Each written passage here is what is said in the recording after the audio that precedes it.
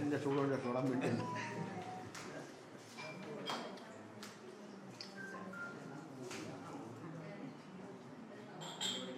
രാത്രി 12 മണിക്കൊക്കെയാണ് ഇവർ പുല്ല് വെട്ടി കയറിയെന്നാണ് ഇവിടെ ഉണ്ടായി പറഞ്ഞത്. രാത്രി 12 മണിക്ക് പാടത്തിനെ രാത്രി 12 മണിക്കാണ് പുല്ല് വെട്ടിക്കൊണ്ടുവരുന്നത്. എന്നിട്ടും +2 75% മാത്രമാണ്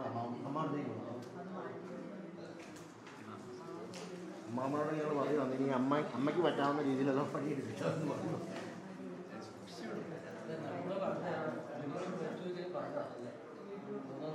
ഹലോ ചേട്ടാ, ഞാൻ ഡീൻ്റെ കൂടെ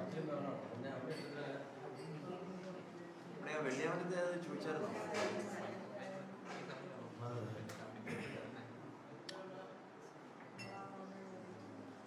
അല്ല, നമ്മൾ നോക്കിയത് ഏതായിരുന്നു? അത് കോവിഡിൻ്റെ പരിപാടിയുടെ അന്നാണോ?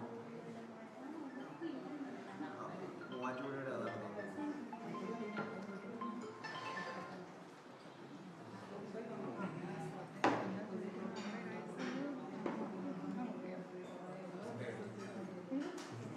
രാവിലെ എവിടെയായിരുന്നു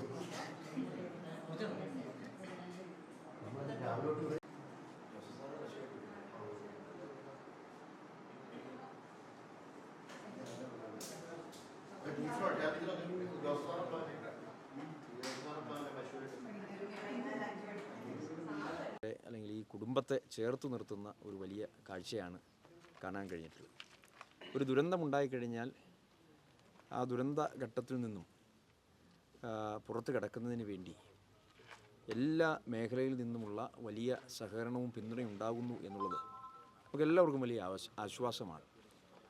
ആ ഒരു മാതൃക വെള്ളിയാമറ്റത്ത് സൃഷ്ടിച്ചെടുക്കുന്നതിൽ എല്ലാവരും ഒരുമിച്ച് നിൽക്കുകയായിരുന്നു. തീർച്ചയായും പൊതുപ്രവർത്തകർ ആ സമയം മുതൽ ഇവിടെ പഞ്ചായത്ത് പ്രസിഡൻ്റുണ്ട്, ബ്ലോക്ക് പഞ്ചായത്ത് പ്രസിഡൻ്റുണ്ട്, അതുപോലെ ഈ മേഖലയിലുള്ള പൊതുപ്രവർത്തകരുണ്ട്. എല്ലാവരും ആ സമയം മുതൽ ഈ കുടുംബത്തോടൊപ്പം നിന്നു എന്നുള്ളതാണ്. അതിനുശേഷം വാർത്ത പുറം ലോകത്തെ അറിയിക്കുന്നതിൽ മാധ്യമങ്ങൾ നല്ല നിലയിൽ പരിശ്രമിക്കുകയും ഇതിൻ്റെ ഗൗരവം പൊതുസമൂഹത്തെ ബോധ്യപ്പെടുത്തിയെടുക്കുകയും ചെയ്തു. 2 കുട്ടിക്കൃഷിക്കാർ, അവർക്ക് സംസ്ഥാന തലത്തിൽ വരെ വലിയ അംഗീകാരം നേടിയെടുക്കാൻ സാധിച്ചു. അപ്പോൾ അവരുടെ ആ ഒരു വലിയ പരിശ്രമമാണ് നിമിഷങ്ങൾ കൊണ്ട് ഇല്ലാതെയായി പോയത്. അപ്പോൾ ഇത് കാർഷിക രംഗത്തേക്ക് ചെറുപ്പക്കാർ, വിദ്യാർത്ഥികൾ കടന്നു വരുന്നത് വളരെയധികം ആവേശത്തോടു കൂടിയിട്ടാണ് പൊതുസമൂഹം വീക്ഷിച്ചത്. അപ്പോൾ അതിനൊരു തിരിച്ചടിയാകുമോ ഈ സംഭവം എന്ന തരത്തിൽ ആശങ്കപ്പെട്ടിരിക്കുമ്പോഴാണ് പൊതുസമൂഹത്തിൻ്റെ വിവിധ മേഖലകളിൽ നിന്നും വലിയ സഹായ ഹസ്തം ഇവിടേക്ക് ഒഴുകിയെത്തിയത്. അക്കാര്യത്തിൽ നമുക്ക് അഭിമാനിക്കാം.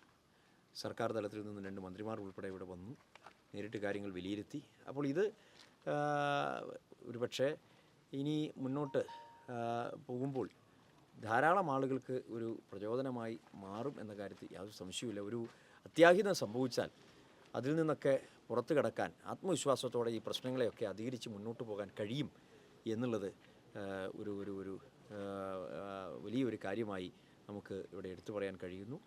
തീർച്ചയായും ഈ കുടുംബത്തിന് ഇനി വേണ്ടതായിട്ടുള്ള സഹായങ്ങൾ എന്തൊക്കെയാണ് എന്ന് ഞാൻ ചോദിച്ചറിയുകയുണ്ടായി. ഇപ്പോൾ തന്നെ നമുക്ക് നല്ല നിലയിലുള്ള ഒരു സഹായം ലഭിച്ചിട്ടുണ്ട്, ഇനിയും ലഭിക്കും. തീർച്ചയായും ഇനിയും എന്താണ് വേണ്ടത് എന്നുള്ളത് നോക്കി മനസ്സിലാക്കി ഇവർക്ക് കാർഷിക വൃത്തിയിൽ തന്നെ നിലനിന്ന് പോകാൻ, അത് മറ്റ് ചെറുപ്പക്കാർക്കും വിദ്യാർത്ഥികൾക്കുമൊക്കെ പ്രേരണയാകാൻ വേണ്ടിയിട്ടുള്ള ഒരു കാര്യമാണ് വേണ്ടത് എന്നുള്ളതാണ് വ്യക്തിപരമായി എൻ്റെ അഭിപ്രായം. അക്കാര്യത്തിൽ ഇതുമായി ബന്ധപ്പെട്ട് മുന്നോട്ട് പോകും.